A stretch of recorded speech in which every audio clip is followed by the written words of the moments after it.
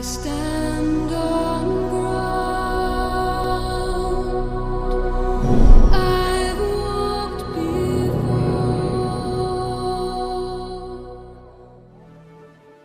This is a remarkable story about a remarkable rare motorcycle. At a chance meeting over a cup of tea and bacon butty, I spoke with Andreas Schockensnail about the possibility of restoring a very rare British motorcycle that he had found. These people here possess engineering skills that once used to drive the might of British industry, and these skills haven't gone forever. They survive with the motorcycle restorers like Andreas. This is a band of brothers, united through their sheer passion of these great British motorcycles. Andreas is a likeable character, and he possesses the exacting standards of engineering skills this project would need. This motorcycle came to the Northeast in 1926, direct from the manufacturer's Matchless Motorcycles of Plumstead in London. It arrived by train and was registered to a Mr. Reamy, a 15 Heartburn Terrace, Seaton Delaval. The original logbook was requested from DVLA, showing that it had a 350cc engine and a claimed output of 4.98 horsepower, which was fairly powerful in the 1920s. The bike is 90% original and will require a complete restoration, some parts being beyond economical repair, and many will need to be handmade by Andreas. Shot blasting, brazing, soldering, lathe turning, painting and metal fabrication will all be required to get this motorcycle back to its former glory. Interestingly, many of the design features, such as these girder forks, are now coming back into modern motorcycle designs, a testament to their excellent road-holding properties and strong design. This nest of spiders in the carburettor will need to move out soon, or risk being sucked into the engine and spat out through the yet-to-be fabricated exhaust system. Work started in earnest in December 2013. Items that require a long lead time have been stripped from the frame, meticulously catalogued, bagged and sent off to the various specialists, while Andreas gets on with the blasting of the metalwork. The project would take much longer if Andreas did all of the work, so as a compromise, third-party specialists are being used. Redesigning various safety features, such as this reinforced headstock bracket, the original being woefully inadequate in case of the front fork collapse. This, throughout the project, is an important part of restoration, as safety must not be compromised.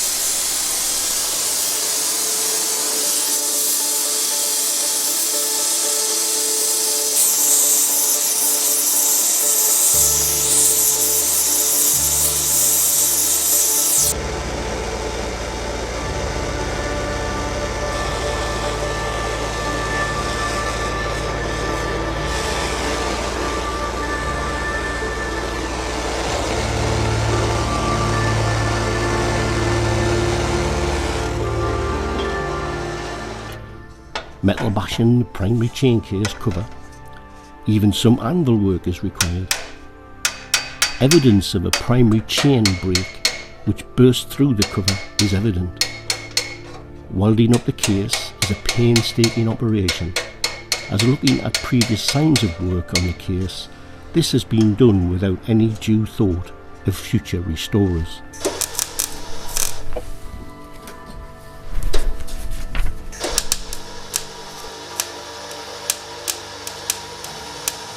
Another safety feature is a new brake stay retaining bolt, which is made on the lathe as the original was badly corroded.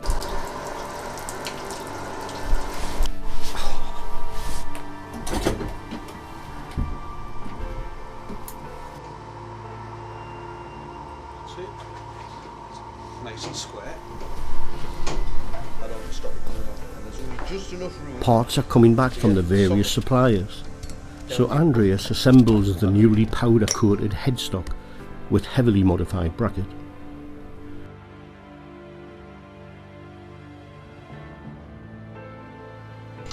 Attention turns to the original engine, which requires a full strip down. This may indeed be the end of the project, depending on what is found inside. It's always a nail-biting time. This front sprocket was certainly meant to stay on. After a good hour's work and a huge three-legged puller, it required copious amounts of heat to eventually shift it. The removal of the oil pump and camshaft to operate the valves shows little wear, and this is good news. Doesn't look too bad. Taking photographs is a must, if you want to put it all back the way it went together. The 3-speed Sturmey Archer gearbox looks as good as new internally. Again, it is very important that items are identified and bagged for safekeeping, even counting the multitude of ball bearings. Both the engine and the gearbox are thoroughly checked, and the good news is it looks as though they haven't been apart since first assembled at the factory in London in 1926. The all-important tapered bevel bearing is in excellent condition, and this probably took a craftsman some 2 weeks to make by hand, and would be nearly impossible to get a replacement. The frame has been prepared and is now ready for spray painting with 2-pack gloss black durable paint. This should give an excellent finish and protection for many years to come.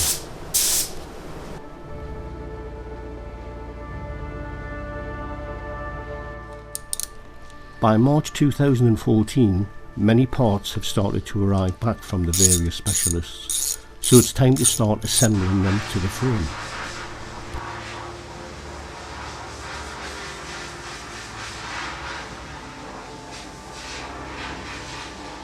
Time-lapse photography shows the progress over the course of a full evening, some 4 hours work. Fortunately, the parts go back together a lot easier than they came apart.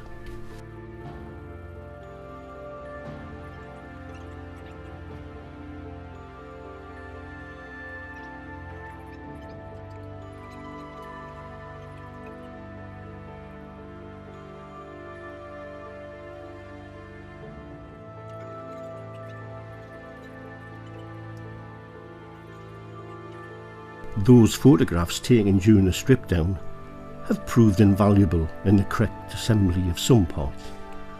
Hopefully we won't be left with too many spare nuts and bolts after completion. Newly re-spoked wheels are trued up on a jig made by Andreas. He has pressed into use an old set of Triumph Tiger Cub front forks. It works most effectively, and even down to his datum marking tool. The wheels successfully trues up to great accuracy in a relatively short time. Even a handmade to original specification exhaust is nearing completion.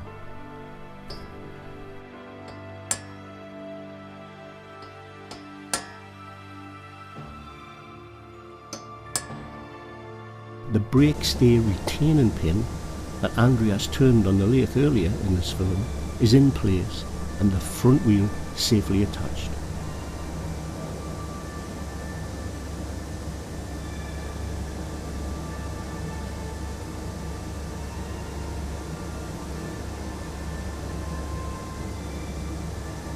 The silver soldered compression valve, now fully working, has been chromed and fitted to the cylinder head.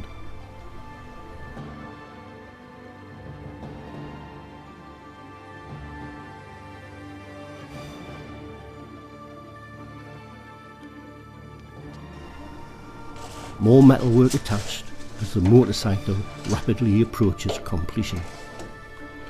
Finishing touches include the all-important number plate bearing ty3100, the original number plate. Most of the final assembly has taken place in an upstairs floor of an old Maltings building. This led to an interesting logistical problem in getting ty3100 on the road. The old hoist has come in very useful.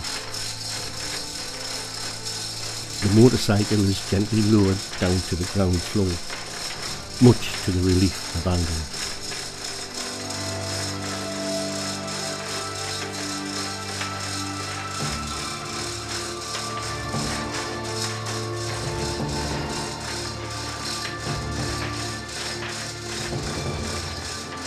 Itself isn't just all over. Not bad at all, really. Good skills. The topping out with the beautifully finished combined petrol oil tank is fitted. We are now a step nearer to the road outside.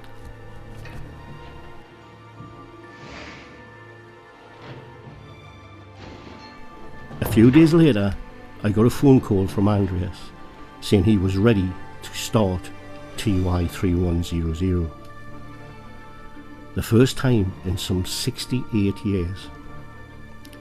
A small crowd gathered for the long-awaited startup, and ty3100 didn't disappoint. She fired right up. ty3100 lives again, and we were off onto the open road.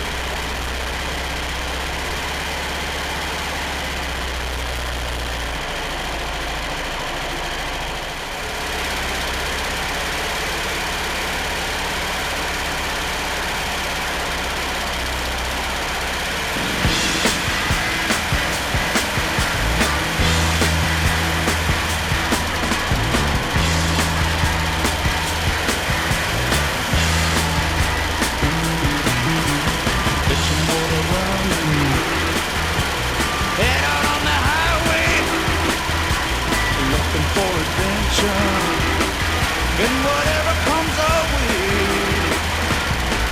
yeah, gotta go make it happen. Take the world in a loving embrace, fire all of the guns at once and explode into space. I love something like you. Heavy metal thunder, racing up the I caught up with Andreas a couple of weeks later when ty3100 had successfully covered some 300 plus miles without any issues.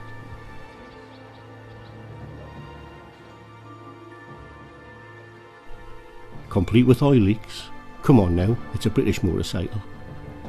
Its reliability and standard of finish are down to some excellent engineering skills found right on our doorstep.